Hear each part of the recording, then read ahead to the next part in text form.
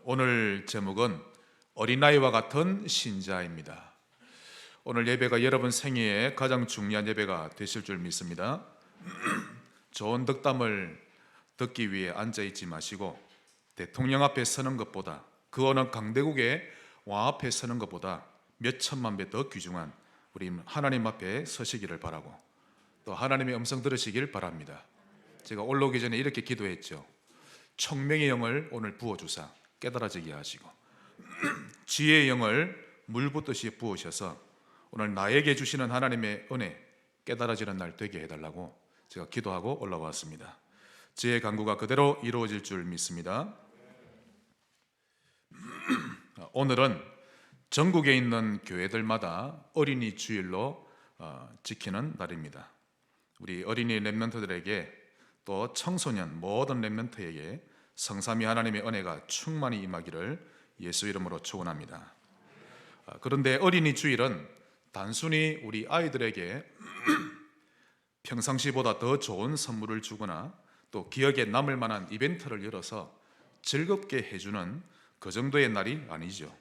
아주 중요한 의미를 되새겨보는 날인데요, 무엇보다 미래는 우리 후대들의 손에 있으니 요셉처럼 살아남을 줄 아는 렘넌트, 즉 남을 자로 키우자는 의미가 그 첫 번째요.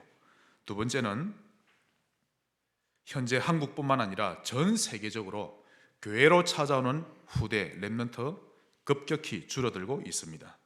그래서 사단에게 빼앗겨버린 후대들을 되찾아오자 하는 의미가 그 두 번째 되겠습니다.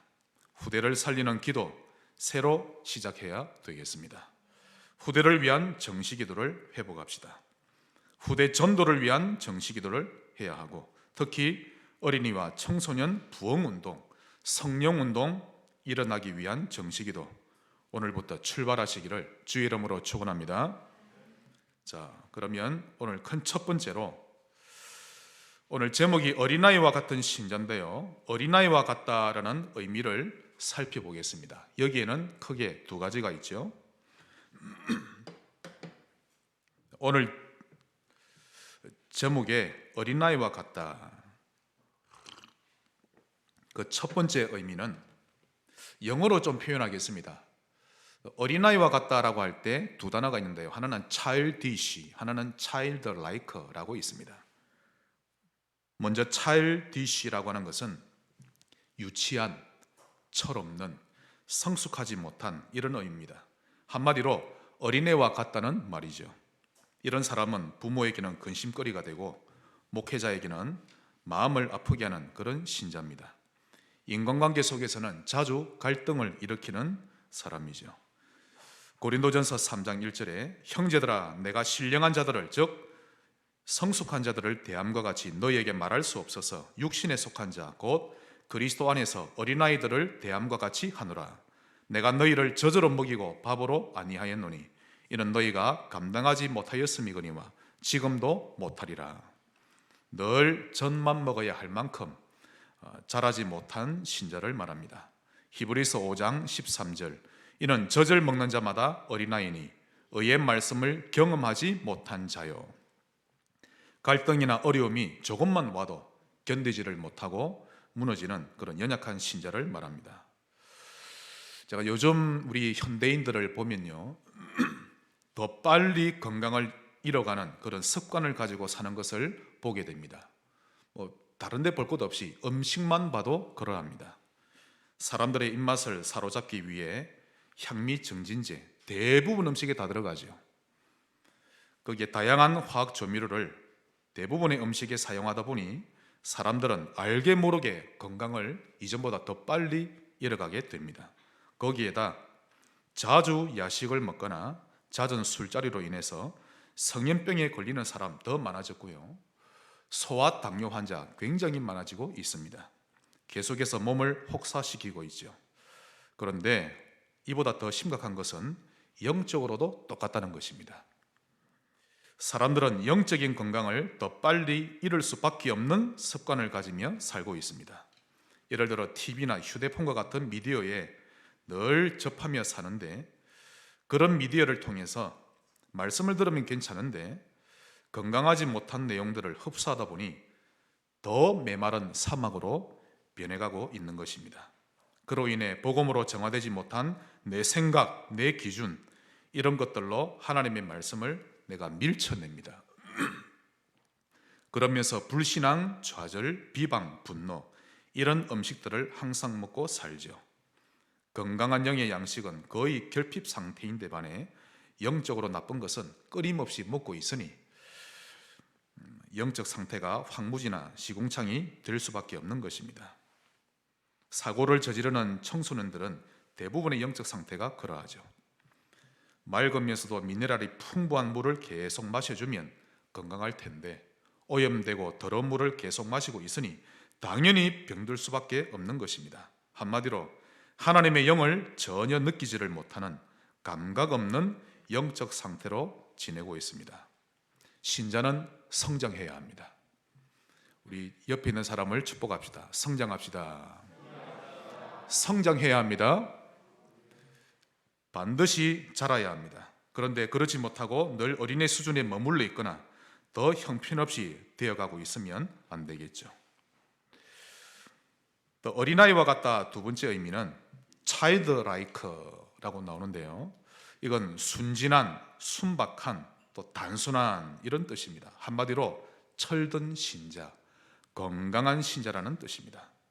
오늘 본문을 보시면 잘 나옵니다. 14절, 15절에 예수께서 보시고 아주 화를 내셨습니다. 어린아이들이 내게 오는 것을 용납하고 금하지 말라. 그 다음이 중요합니다. 하나님의 나라가 이런 자의 것이니라. 그 다음 15절, 내가 진실로 너희에게 이르노니 누구든지 하나님의 나라를 어린아이와 같이 받들지 않는 자는 결단코 그곳에 들어가지 못하리라. 그리고는 어린아이들을 안고 그들에게 안수하시고 축복하시는데요, 영적으로도 단순하고 오직 복음이 되면 하나님이 축복하시고 안수하십니다. 히브리서 5장 14절, 단단한 음식은 장성한 자의 것이니 그들은 지각을 사용함으로 연단을 받아 선악을 분별하는 자들이니라. 이런 자가 성숙한 신자입니다. 성숙해지시기를 주의 이름으로 축원합니다. 또 이런 사람은 순종하는 신자입니다. 단순하죠. 계산적이지 않고 말씀에 단순하게 순종합니다. 하나님이 이스라엘 백성들에게 말씀하셨죠. 언약궤를 메고 여리고성을 돌라. 단 아무 말도 하지 말라. 예를 들면 우리가 이 성을 돈다고 이게 무너지겠냐. 여러분, 여리고성은요, 그 성 위에 전차 2대가 달리고 지나갈 만큼 두께가 엄청 넓습니다. 난공불락이라고 그러죠. 우리가 그냥 여리고성을 돈다고 해서 무너지겠느냐, 이런 불신앙의 말, 아무 말도 하지 말고 말씀에 순종하여 돌라.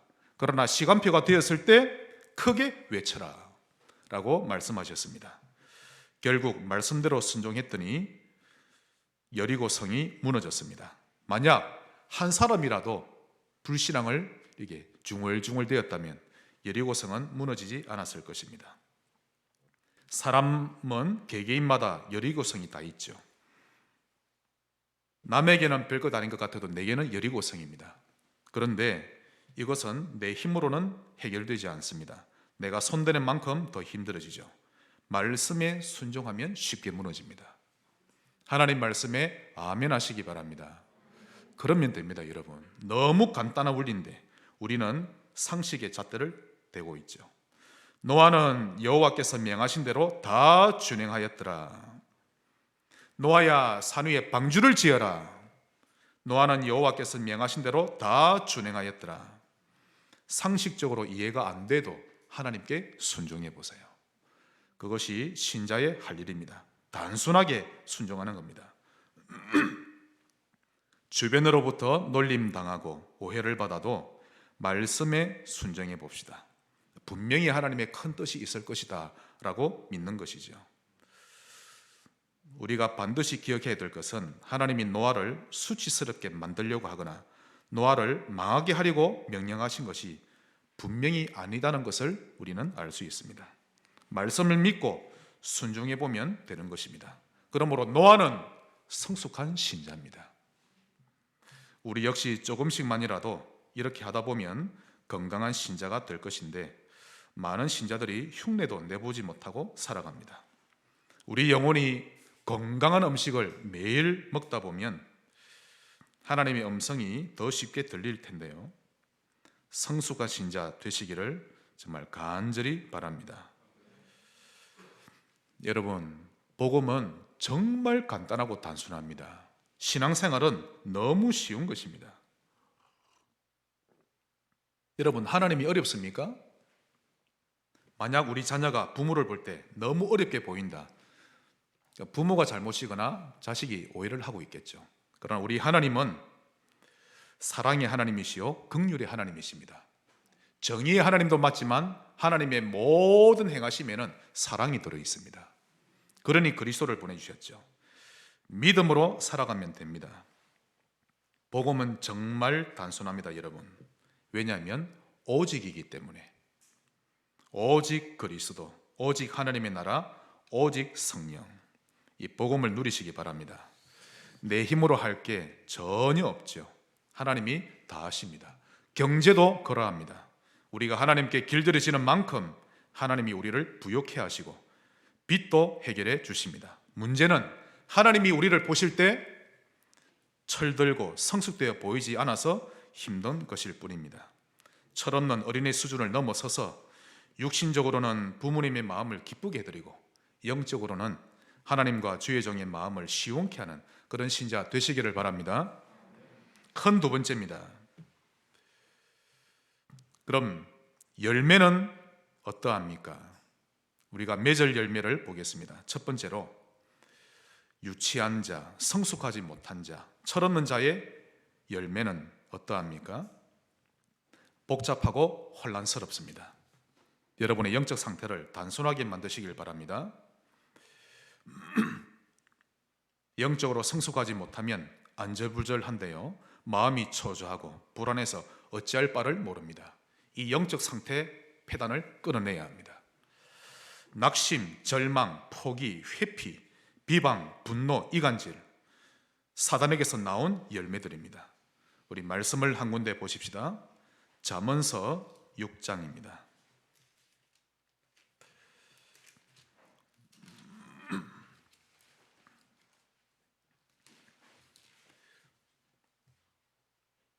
어느 날 복음이 나에게 오직으로 되어질 때 성숙하게 되어 있습니다. 그것도 여러분의 힘으로 안 됩니다, 여러분. 잠언 6장 16절부터 19절까지. 여호와께서 미워하시는 것 곧 그의 마음에 싫어하시는 것이 67가지니 곧 교만한 눈과 거짓된 혀와 무지한 자의 피를 흘리는 손과 악한 계교를 꾀하는 마음과 빨리 악으로 달려가는 발과 거짓을 말하는 망령된 증인과 및 형제 사이를 이간하는 자이니라. 이런 열매에게서 빨리 벗어나시기를 주의 이름으로 축원합니다. 여러분이 선포해야 합니다. 예수 이름으로 명하노니, 예수 이름으로 명하노니 성숙하지 못한 열매 내게서 떠나갈지어다. 그렇게 늘 선포하셔야 됩니다. 그럼 두 번째 열매로는 순전한 자, 단순한 자, 영적으로 성숙한 자가 맺게 될 열매입니다. 마가복음 10장 오늘 보면 14절에 예수께서 보시고 노하여 이르시되 어린아이들이 내게 오는 것을 용납하고 금하지 말라. 하나님의 나라가 이런 자의 것이니라. 하나님의 나라를 응답으로 받습니다. 오늘 여러분 집에 돌아가시면 하나님의 나라라고 크게 적으시고요, 군데군데 붙여놓으셔야 됩니다. 그게 여러분의 사는 이유입니다. 하나님의 나라.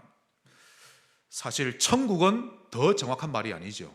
하늘나라가 아니라 하나님의 나라가 더 정확한 말입니다. 우리가 결국 가게 될 본향 하나님의 나라, 그건 우리가 가게 되어 있고요, 이 땅에 사는 날 동안 하나님의 나라가 임해야 합니다.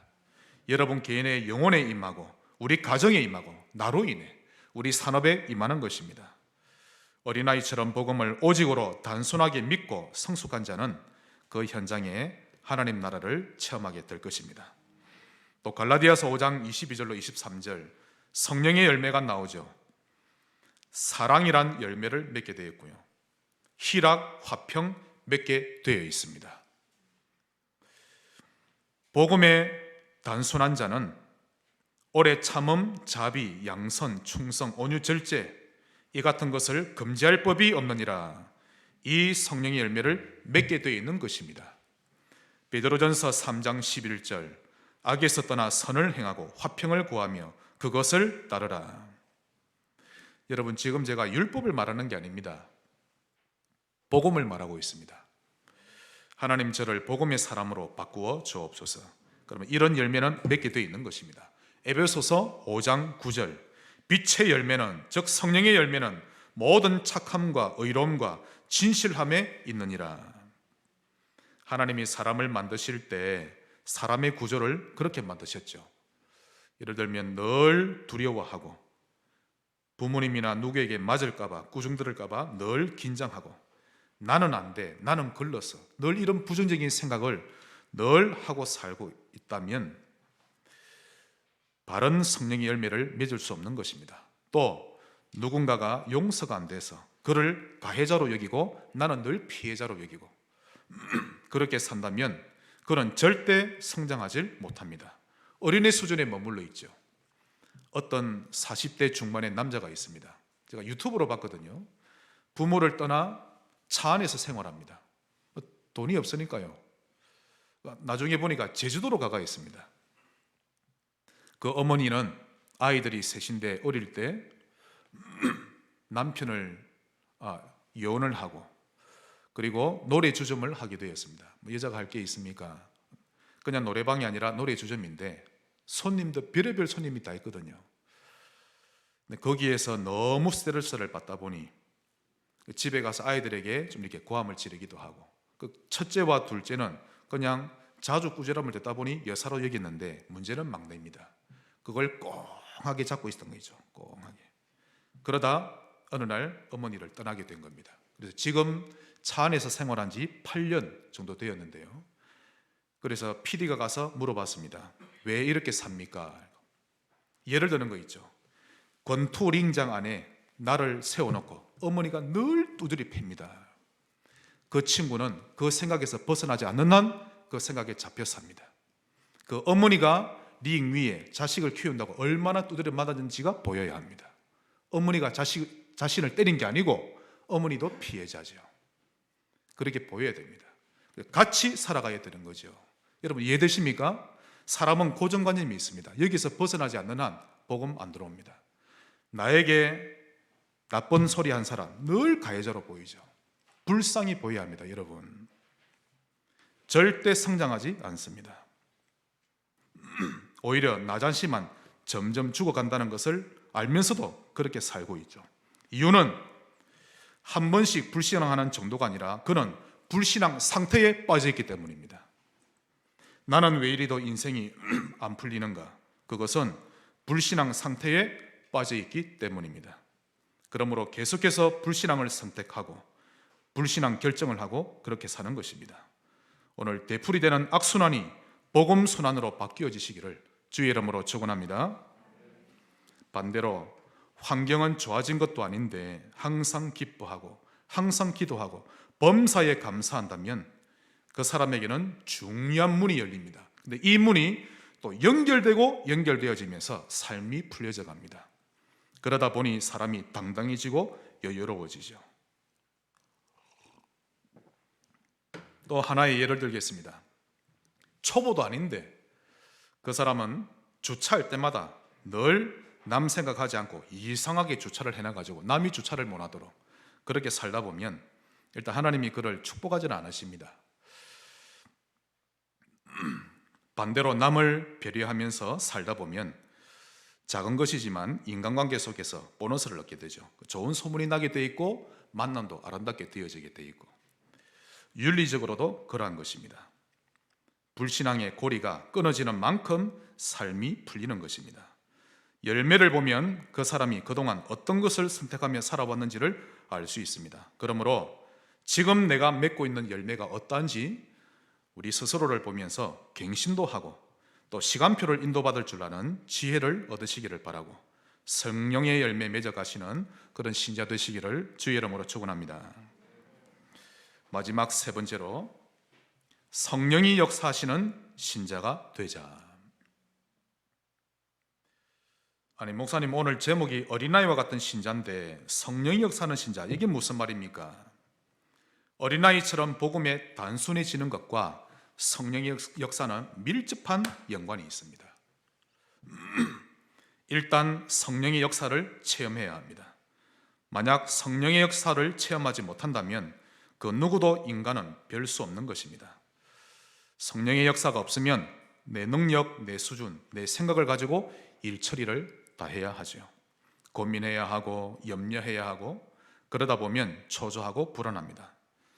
이런 상태가 계속되다 보면 두려움이 밀려오는데요, 정말 마음이 힘들어집니다. 이건 경험해 봐야만 알 수 있죠. 그런데 그 두려움이 커지면 이제 공황장애로 가는 것입니다. 그러나 성령이 1초만 역사하셔도 간단해지고 수월해지는 것입니다. 판단도 빨라지고 평안이 밀려오죠. 여러분에게 있는 불신앙 상태에 털린 고리가 끊어지기를 바랍니다. 학생이 공부를 해도 성령이 역사하는 공부가 있고 성령이 역사하지 않는 공부가 있는 것입니다. 산업을 해도 성령이 역사하는 산업이 있고 역사하지 않는 산업이 있고요.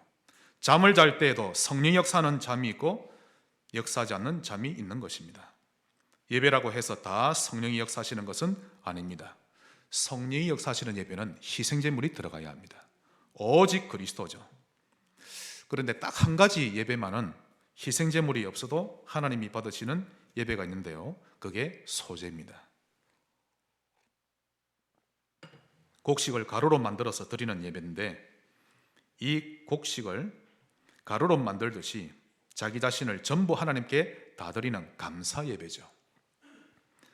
이때 성령이 역사하십니다. 또 그리스도를 말하는데도 불구하고 성령이 역사하지 않는 경우가 있습니다. 그것은 가짜로 하거나 믿음 없이 하기 때문입니다. 좋은 예가 있습니다. 사도행전 19장 11절부터 보시면 바울이 에베소에서 엄청난 기적을 행합니다. 병든 자도 고치고 악귀를 쫓아내자 그 동네를 돌아다니던 마술사, 그리고 제사장 서게와의 7 아들도 바울을 흉내내는 거 있죠. 그래서 귀신 들린 자에게 찾아갔습니다. 바울이 전파하는 예수 이름으로 명하노니 떠나갈지어다. 그때 악한 영이 말하기를 내가 예수도 알고 바울도 알거니와 너희는 누구냐? 라고 하더니 그들에게 뛰어올라서 눌러버립니다. 그러자 그들이 벌거벗고 몸이 상한 채로 도망하였습니다. 자, 귀신이 했던 말을 자세히 보셔야 합니다. 내가 예수도 알고 바울도 알거니와 너는 누구냐? 우리가 복음을 얼마나 아는지를 사단은 잘 압니다. 한번 따라합시다. 오직 복음. 발견하시기를 바랍니다. 귀신의 말을 해석하자면 나는 예수를 두려워하고 그 예수를 주인으로 모신 바울도 두려워하지만 너희는 예수와 관계없는 자구나.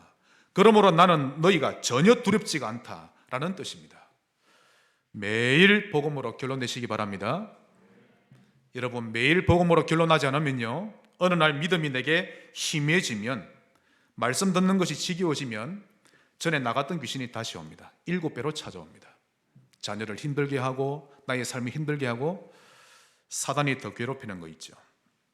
그러므로 삼위 하나님에 대한 나의 믿음에도 성령이 역사하셔야 합니다. 말씀을 대할 때에도 성령이 역사해야 하고, 기도할 때에도, 전도에도, 결혼도 장례도 성령이 역사하셔야 합니다. 사업에도 성령이 역사하셔야만 일이 되어지는 것입니다. 자, 그렇다면 성령님은 언제 역사하십니까? 여러분, 오늘 말씀이 너무 중요합니다. 총명의 신을 받으시기를 바랍니다. 꼭 깨달으셔야 합니다. 성령은 먼저 믿음이 있는 곳에 역사하십니다. 기도를 하든 전도를 하든 믿음으로 할 때 성령님이 역사하십니다. 아무리 전도하는 행위를 할지라도 불신앙에는 역사하지 않으시죠. 불신앙에는 언제든지 드러나는 모습이 합리적으로 보이고요, 이치에 맞아 보입니다. 그런데 자세히 보면 불신앙인 거 있죠.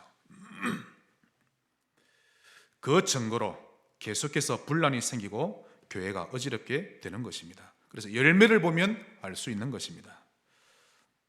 예를 들어 주변 사람들이 나를 만나고 대화만 하고 나면 그 사람들이 복음이 깨달아지고 교회가 귀하게 보이고 특히 교회 성도들과 직분자들이 소중하게 보인다면 나는 믿음의 사람입니다.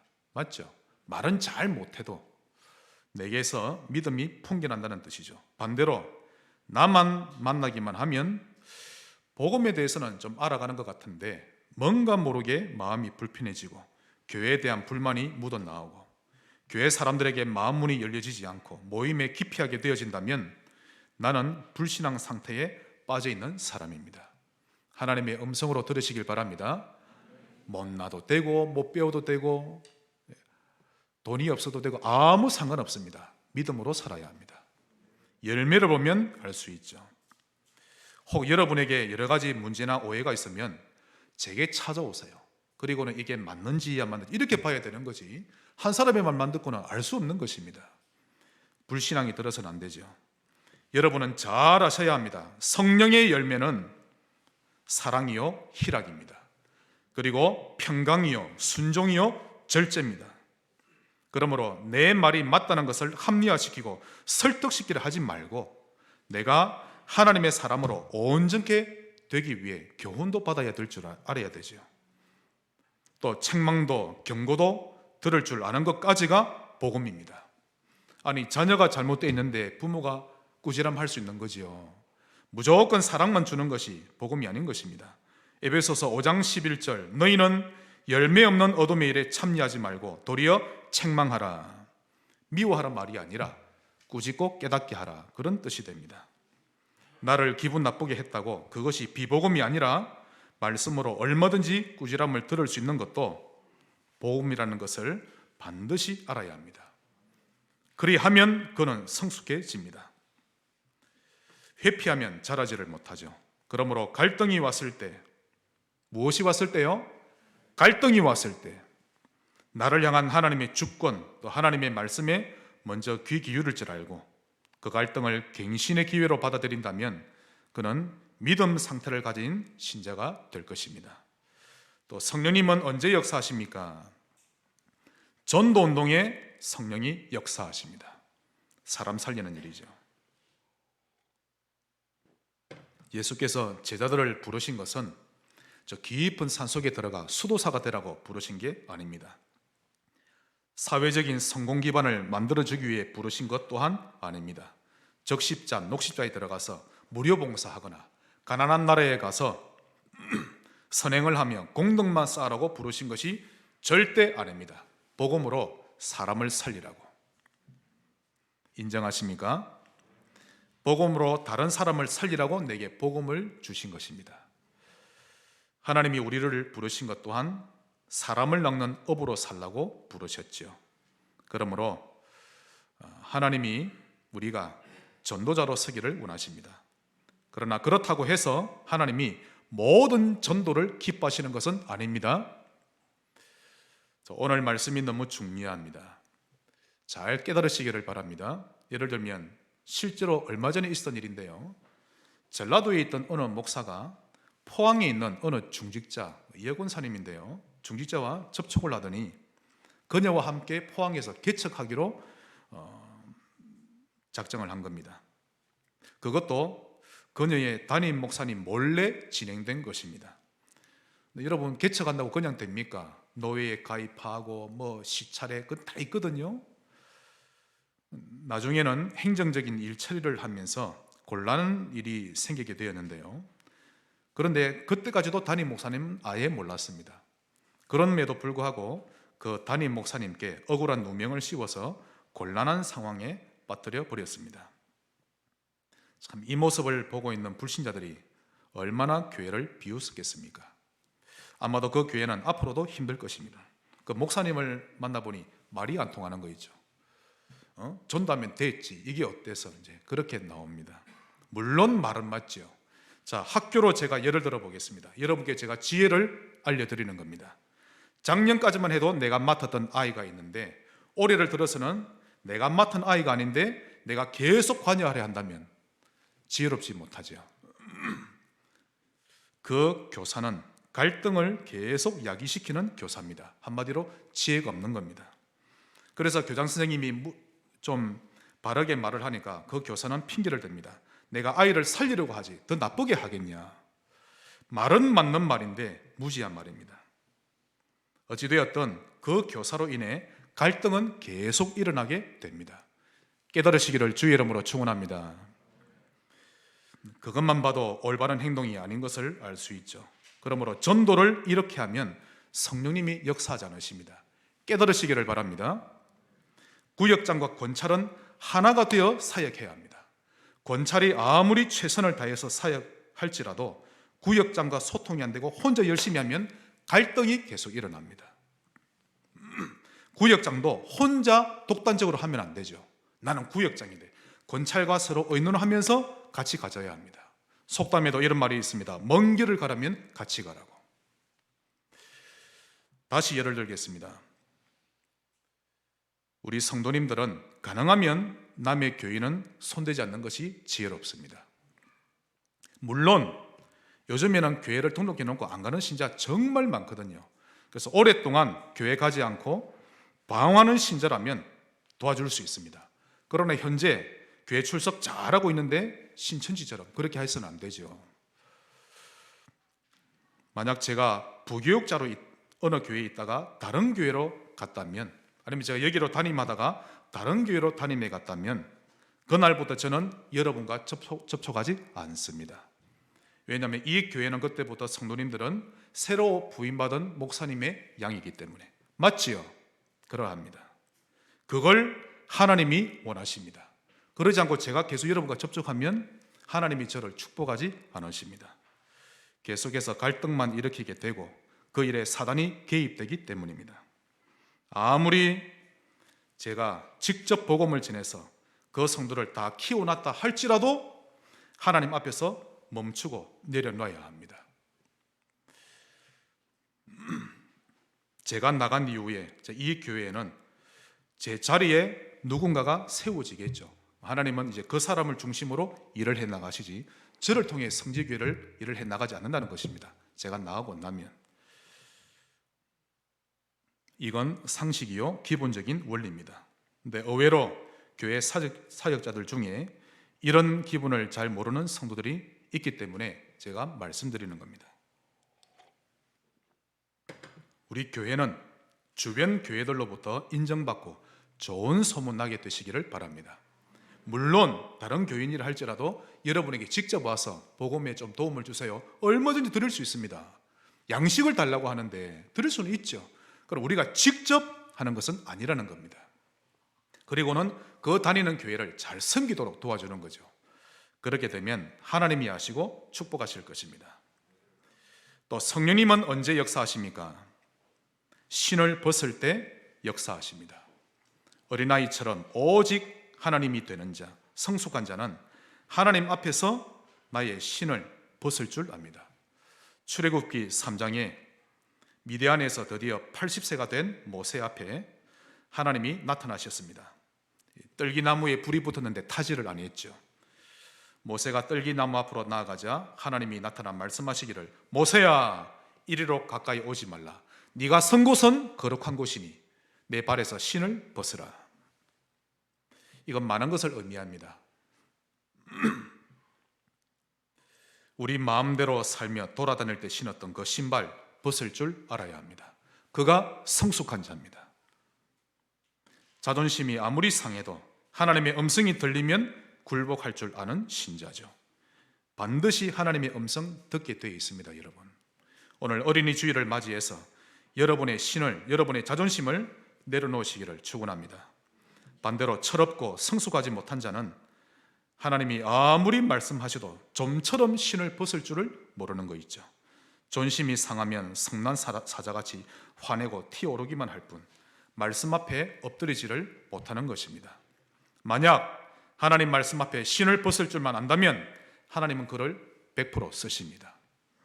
그날부터 올바르게 성령 인도를 받게 되어 있는 것입니다. 여러분께 부탁을 드립니다. 성지교회 모든 성도님들 오늘부터 정시기도 운동 회복합시다. 성령이 역사하실 만큼 성령이 역사하실 만큼 정시기도를 회복합시다. 우리는 정말 능력이 없고 한계가 많죠. 내일을도 알 수 없는 존재인데, 그러므로 성령이 우리 삶에 역사하셔야 합니다. 말씀의 결론을 맺겠습니다. 복음은 우리를 철들게 합니다. 복음을 누리면 눈이 열립니다. 복음 깨달으시기를 축원합니다. 지금으로부터 벌써 한 10년 좀 넘었네요. 그 당시에 우리나라에 성철 스님과 함께 유명한 분이 있죠. 법정 스님이라고. 아시는 분은 아실 겁니다. 당대 성철 스님과 함께 현대사에 존경받는 스님으로 무소유의 대명사로 알려진 유명한 분이죠. 그가 김수환 추기경의 초대로 명동 성당에 가서 설법을 했던 날이 있었습니다. 그때 성당이 난리가 났습니다. 천주교인들이 얼마나 좋아하는지 신도들마다 하는 말이, 야, 무슨 이런 장면이 다 있나, 너무 멋있는 장면이구나, 감탄을 했죠. 아주 좋아했다고 합니다. 그러자 절에서도 김수환 추기경을 초대해서 설교를 하게 되었는데, 신문에서는요 대문짝만하게 나왔습니다. 뭐라고 말이 나왔는가 하면, 저 두 분은 무소유를 실천하신 분들이며 타 종교에 대해서 배타적이지도 않고 편협되지도 않으면서 아주 열린 마음을 가지고 서로를 존중하며 이 시대의 종교 간의 벽을 허문 최고의 어른들이시다라며 극찬을 아끼지 않았습니다. 이런 모습들로 인해 사람들도 말하기를, 그래, 종교는 다 같은 것 아니냐, 어떤 종교를 가졌든 그걸 통해 마음의 위로를 받고 사람이 좀 더 착해지면 됐지, 너무 내 종교만 옳다고 주장하면 안 된다라는 것이 그때부터 많은 사람들 사이에 오르내리게 되었습니다. 제가 지난주에 25살인 청년을 만나서 복음을 전했는데요, 똑같은 말을 하는 거 있죠. 그래, 목사님, 종교면 다 똑같은 거 아닙니까? 그런데 기독교인들 너무 자기들 것만 믿으라고 주장하니까 참 보기가 안 좋았습니다라는 거 있죠. 밥 퍼주는 목사가 나오자 순식간에 인기가 치솟았습니다. 그게 나쁜 것은 아닌데 문제는 그걸로 끝낸다는 것입니다. 복음을 주어서 영생을 얻게 하는 부분을 할 줄 모른다는 뜻이죠. 자, 제가 예를 두 가지를 드렸는데요, 이 소식을 들으면서 여러분은 무엇을 느끼셨습니까? 이때 과연 우리는 어떤 행동을 취해야 할까요? 우리는 종교에 대해서 한을 가져야 합니다. 오직 복음을 모르게 하는 사단의 계략에 대해 한이 맺혀야 합니다. 우리만이라도 복음의 본질을 제대로 알리고 전하는 자가 되어야 하고, 심지어는 순교하면서까지 유일한 복음을 전해야겠다는 결단이 끌어올라야 합니다. 여러분, 종교로는요 사람을 살릴 수 없습니다. 행실은 바르게 가꿀 수 있지만 그 영은 살리지를 못하는 것입니다.